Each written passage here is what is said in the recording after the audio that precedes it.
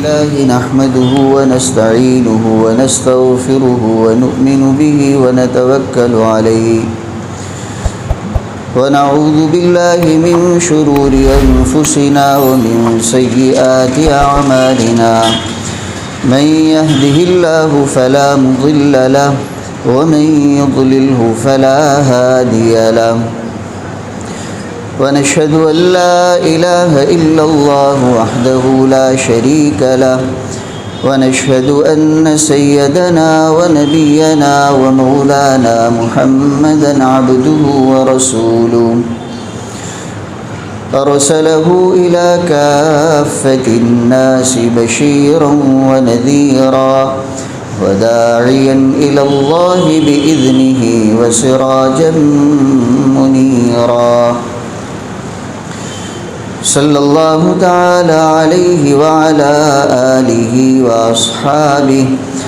وبارك وسلم تسليما كثيرا كثيرا أما بعد فأعوذ بالله من الشيطان الرجيم بسم الله الرحمن الرحيم أولم نعمركم ما يتذكر فيه وجاءكم النذير فذوقوا فما للظالمين من نصير وقال النبي صلى الله تعالى عليه وسلم يا أيها الناس إنما أعلمكم كل شيء من يقربكم إلى الجنة ويباعدكم من النار إلا وقد أمرتكم به وليس بشيء يقربكم من النار ويباعدكم من الجنة إلا وقد نهيتكم عنه وقال النبي صلى الله تعالى عليه وسلم إنما أنا لكم مثل الوالد أعلمكم أو كما قال عليه الصلاة والسلام صدق الله العظيم وصدق رسوله النبي الكريم ونحن على ذلك من الشاهدين والشاكرين والحمد لله رب العالمين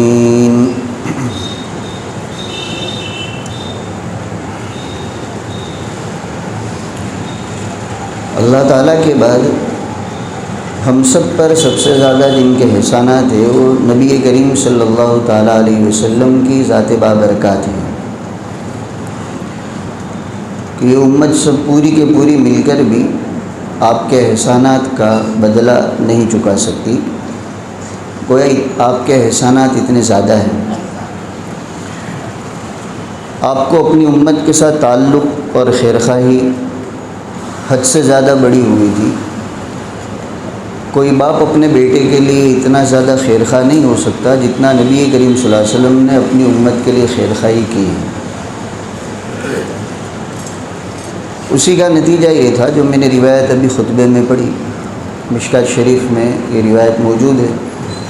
نبی کریم صلی اللہ تعالیٰ علیہ وسلم فرماتے ہیں کہ لوگوں کوئی چیز ایسی نہیں ہے جو تم کو جنت سے قریب کرنے والی ہو اور جہنم سے دور کرنے والی ہو مگر یہ کہ میں نے تم کو اس چیز کا حکم دے دیا ہے اس کے بالمقابل کوئی چیز ایسی نہیں جو تم کو جہنم سے دور کرنے والی ہو اور جنت سے قریب کرنے والی ہو مگر میں نے تم کو اس سے بچنے کا حکم دے دیا ہے گویا انسان کو جو چیزیں جو اعمال جو باتیں جنت میں لے جانے والی ہے نبی کریم صلی اللہ علیہ وسلم نے ان تمام چیزوں سے باتوں سے اعمال سے امت کو باخبر کر دیا اور جو چیزیں جہنم میں لے جانے والی ہے نبی کریم صلی اللہ علیہ وسلم نے اپنی امت کو اس سے بھی باخبر کر دیا تاکہ جنت میں لے جانے والی چیزیں اپنائی جائے جہنم میں لے جانے والی چیزوں سے بچا جائے اس سے آپ کی خیرخواہی کا ہم اندازہ لگا سکتے ہیں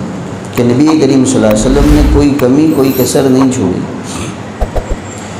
دوسری روایت میں آپ فرماتے کہ میری مثال تمہارے لیے ایسی ہے جسے ایک باپ اپنے بیٹے کے لیے ہوتا ہے وَعَلِّمُكُمْ کہ میں نے تم کو ہر چیز کی تعلیم دی ہر خیر کی اور ہر بھلائی کی تعلیم دی۔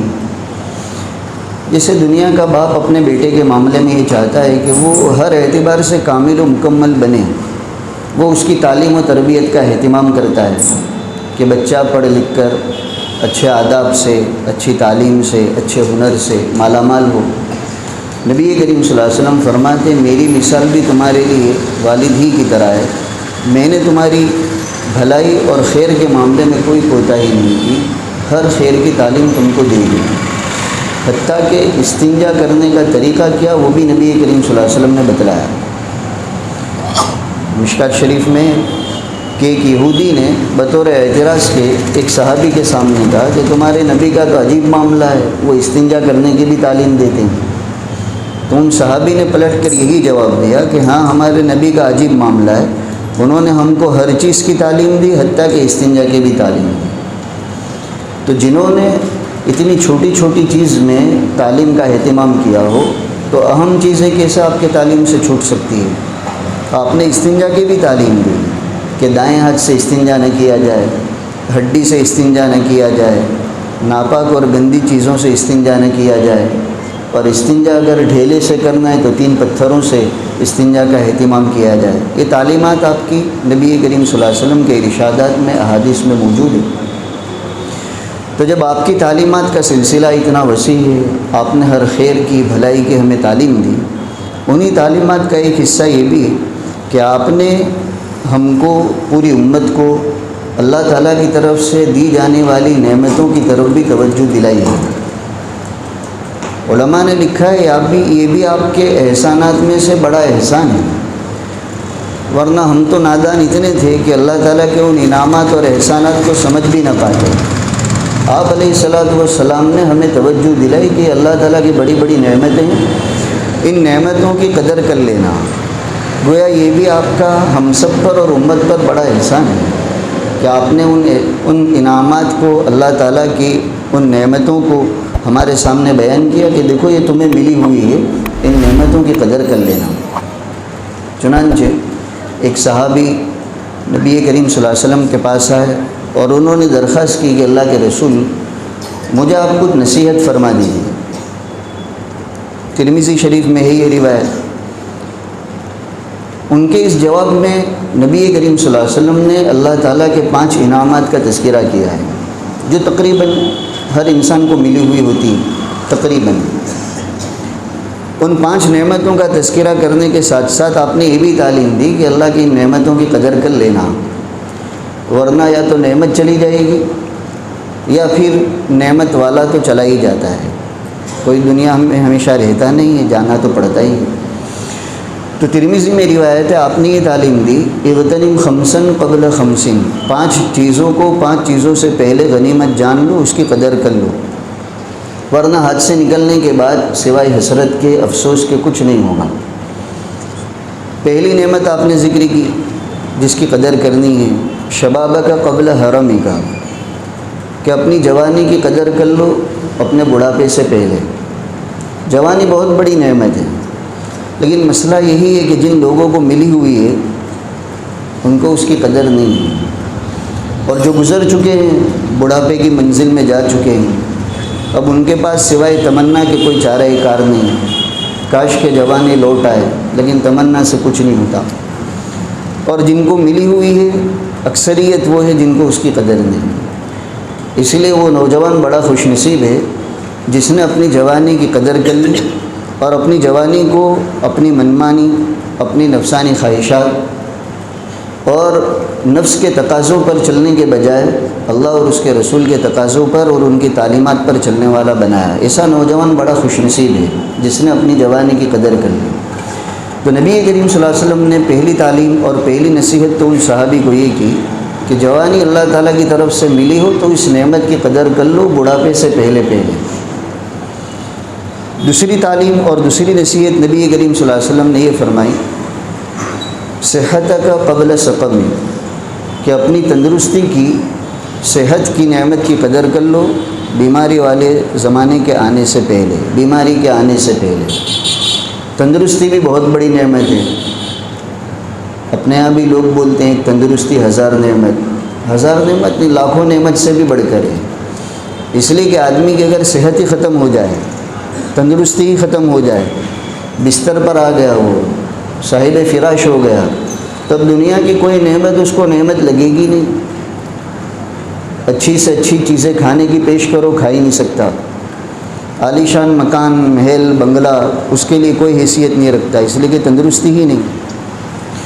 تو نبی کریم صلی اللہ علیہ وسلم فرماتے ہیں کہ اپنی تندرستی کی قدر کر لو بیماری کے آنے سے پہلے پہلے۔ یہاں بھی یہی بات ہے، ہمیں اللہ تعالیٰ نے بھی تندرستی دی ہے، ہمارے اعضاء صحیح سالم ہیں، اللہ کی طرف سے دیے ہوئے قوہ ہمارے پاس موجود ہے، ہم زبان سے بول سکتے ہیں، کانوں سے سن سکتے ہیں، ہاتھ اور پیر ہمارے ابھی چل رہے ہیں۔ یہ تندرستی اللہ کی نافرمانی میں استعمال نہ ہو، ورنہ بیماری کے بعد، بستر پر آنے کے بعد آدمی حسرت ہی کرتا ہے کہ اب تندرستی مل جائے تو میں اپنی زندگی کو بدل دوں، لیکن وہ تو اللہ کے ہاتھ میں ہے۔ بعض مرتبہ بیماری کے بعد تندرستی آتی نہیں ہے، دنیا سے جانے کی نوبت آتی ہے۔ تو نبی کریم صلی اللہ علیہ وسلم فرماتے ہیں دوسری نصیحت میں کہ اپنی تندرستی کی نعمت کی قدر کر لو بیماری والے زمانے، بیماری کے آنے سے پہلے۔ تیسری نصیحت نبی کریم صلی اللہ علیہ وسلم نے فرمائی، غنا کا قبل فقری کا، مالداری کی، مال والی نعمت کی قدر کر لو محتاجگی اور فقر و فاقہ آنے سے پہلے۔ اور جن کے پاس مال ہے کوئی گارنٹی نہیں کہ ہمیشہ مال رہے گا۔ دنیا میں حالات ہم دیکھتے ہیں، ایک زمانے میں ان کے پاس مال تھا، اب نہیں ہے۔ تاریخ میں مثالیں موجود ہیں، شاہی گھرانے کے لوگ جن کے باپ دادا نے کئی کئی علاقوں پر حکومت کی، ان کی اولاد کا اور اولاد در اولاد کا یہ حال ہوا کہ وہ نان شبینہ کے محتاج ہوئے، لوگوں سے سوال کرنے پر مجبور ہوئے۔ اسے قصے دنیا میں پیش آتے ہی رہتے۔ تو نبی کریم صلی اللہ علیہ وسلم فرماتے اللہ نے اگر تمہیں مال والی نعمت دی ہے تو اس کو اللہ کی نافرمانی میں استعمال مت کرو،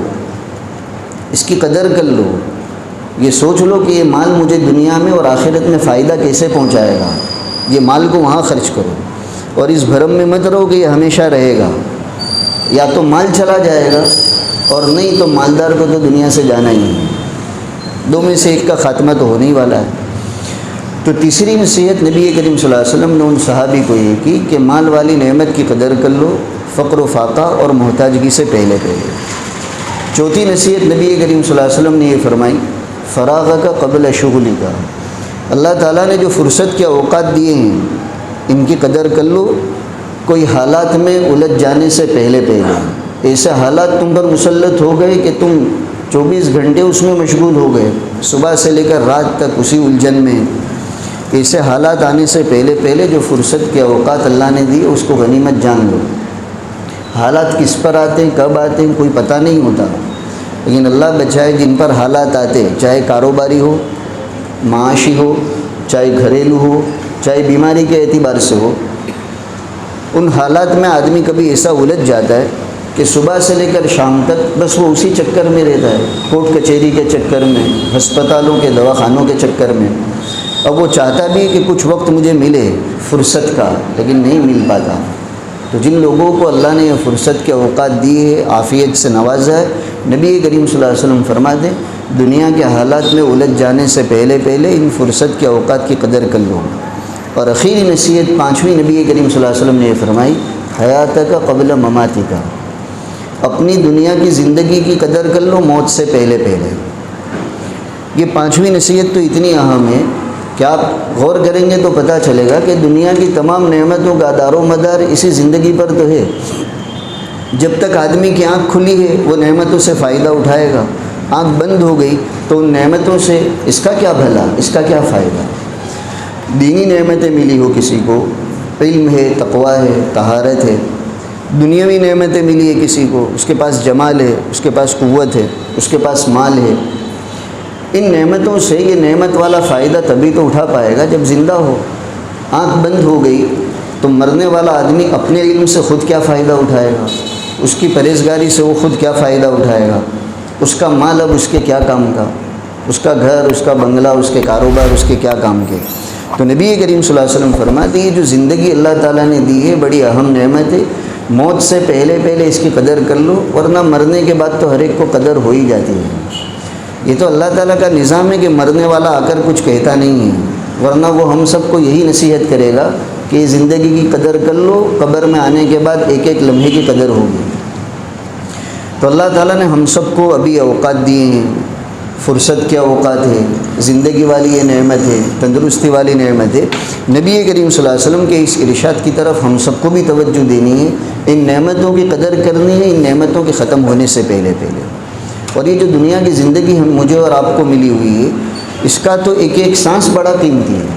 تو ہماری غفلت ہے کہ ہم اس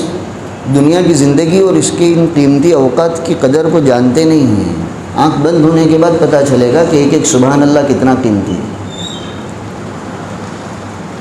حضرت سلیمان ابن داؤد علی نبینا وعلیہ الصلاۃ والسلام، جن کو اللہ تعالیٰ نے حکومت بھی دی تھی اور جن کو اللہ تعالیٰ نے نبوت بھی دی تھی، نبی بھی تھے اور بادشاہ بھی تھے، اور بادشاہت بھی اللہ تعالیٰ نے اسی عطا کی تھی کہ نہ آپ سے پہلے کبھی کسی کو ایسی بادشاہت ملی، نہ آئندہ ملنے والی ہے، نہ قیامت تک کسی کو ملے گی، کیونکہ آپ کی بادشاہت پوری دنیا پر تھی حضرت سلیمان کی، اور وہ بھی صرف انسانوں پر نہیں، جناتوں پر بھی تھی اور جانوروں پر بھی تھی، پرندوں پر، درندوں پر، سب پر اللہ تعالیٰ نے آپ کو حکومت دی تھی۔ اور سواری کے لیے بہترین تخت دیا تھا، ہوا کو حکم دیتے تھے جہاں چاہے وہ ہوا بڑی آسانی سے پہنچا دیتی تھی۔ تو اسی شاہانہ حکومت اللہ تعالیٰ نے دی تھی جس کی کوئی مثال نہ پہلے پائی جاتی ہے نہ بعد میں پائی جائے گی۔ آپ کے بارے میں لکھا ہے کہ ایک مرتبہ آپ اپنے درباریوں کے ساتھ ہوا کے ذریعے سے تخت پر ایک جگہ سے دوسری جگہ جا رہے تھے۔ ہوا بڑی تیزی سے لمبی مسافت مختصر مدت میں طے کرا دیتی تھی۔ تو جب بڑے دربار کے ساتھ، بھرے ہوئے دربار کے ساتھ آپ اپنے تخت پر سوار تھے، تو نیچے ایک بندے مومن نے فضا میں جب یہ منظر دیکھا تو اس کو رشک آیا۔ ہوتا ہے آدمی جب کسی کی عظیم نعمت کو دیکھتا ہے تو اس کو رشک آتا ہے، دل میں یہ خیال آتا ہے کہ اللہ تعالیٰ مجھے بھی ایسی نعمت دے۔ لوگ رشک کرتے ہیں نا کسی کا اچھا مکان دیکھ کر، اللہ مجھے بھی ایسا مکان دے دے، اللہ مجھے بھی ایسی گاڑی دے دے۔ تو یہ تو واقعتاً ایسی نعمت تھی کہ ہوا اتنے بڑے تخت کو اڑا کر لے جا رہی ہے اور تخت درباریوں سے بھرا ہوا ہے۔ تو اس بندے مومن کو یہ خیال آیا کہ یہ تو کتنے خوش نصیب آدمی ہیں جن کو اللہ تعالیٰ نے ایسی شاہانہ حکومت دی،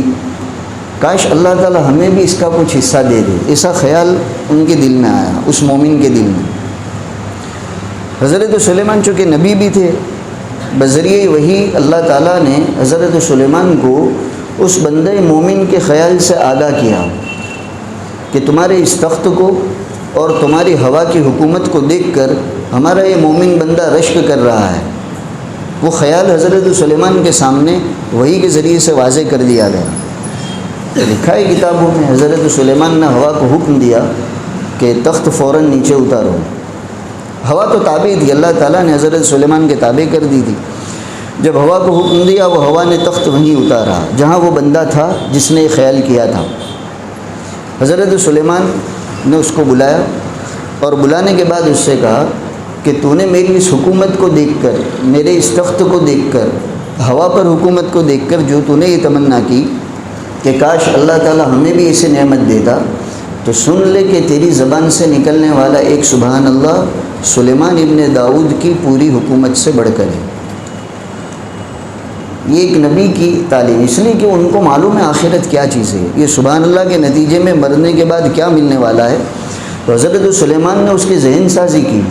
کہ اس دنیا کی نعمت کو دیکھ کر، اس حکومت کو دیکھ کر رال ٹپکانے کی ضرورت نہیں ہے، لالچ کرنے کی ضرورت نہیں ہے۔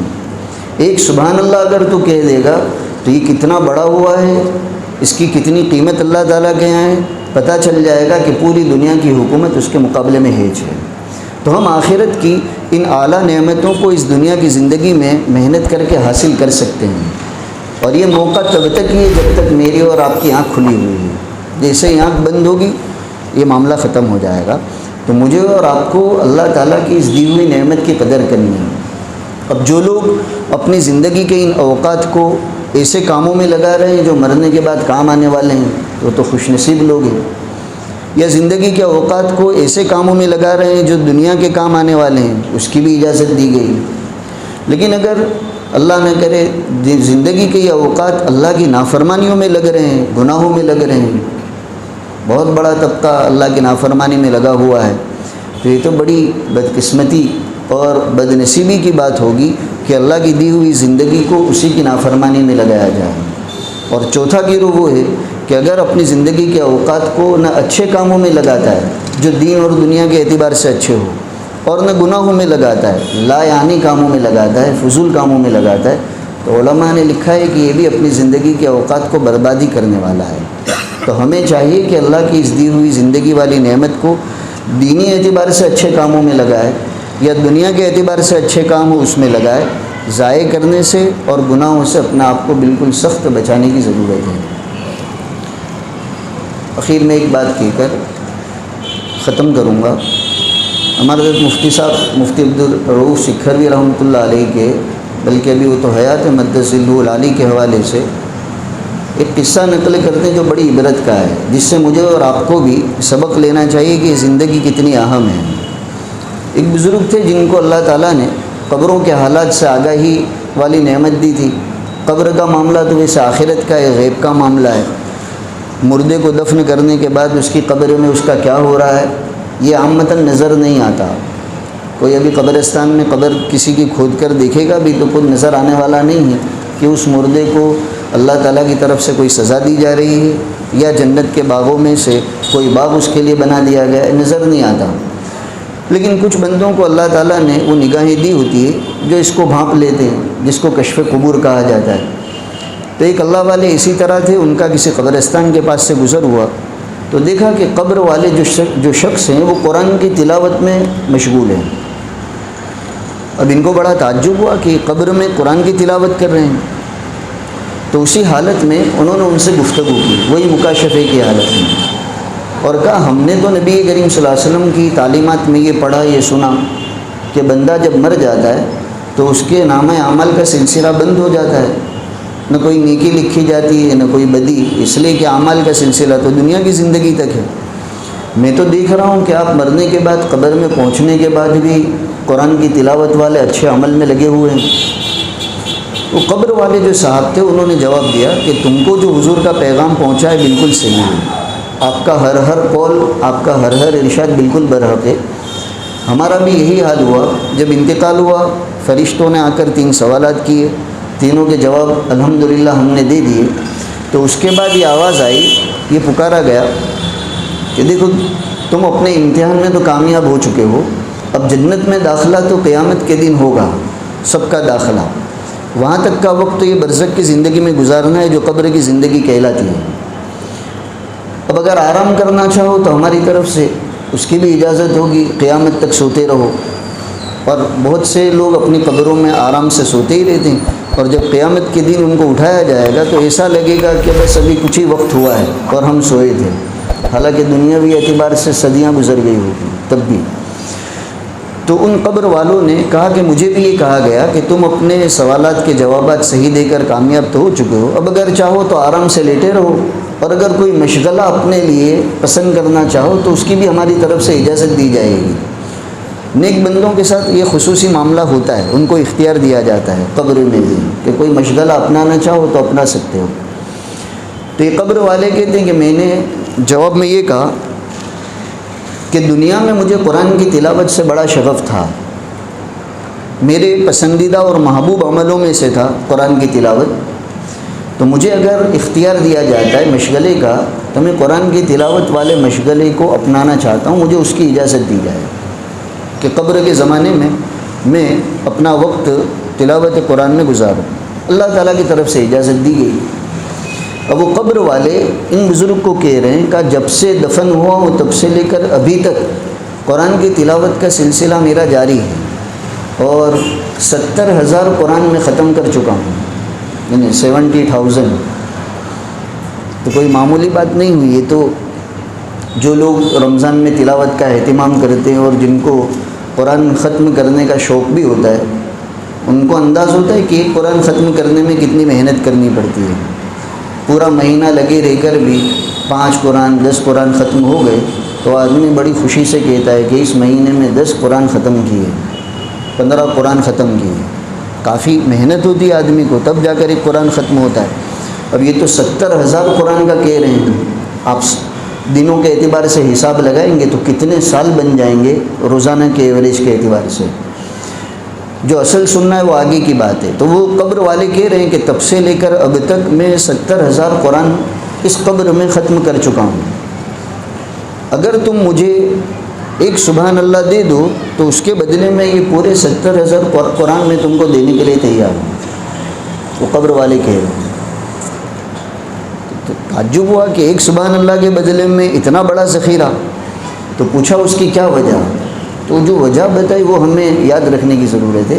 وہ قبر والے جو بزرگ تھے انہوں نے کہا بھائی تم سبحان اللہ پڑھو گے ابھی تم دنیا کے اوپر ہو, ابھی تمہاری موت نہیں آئی, تمہاری زندگی کا سلسلہ ہے.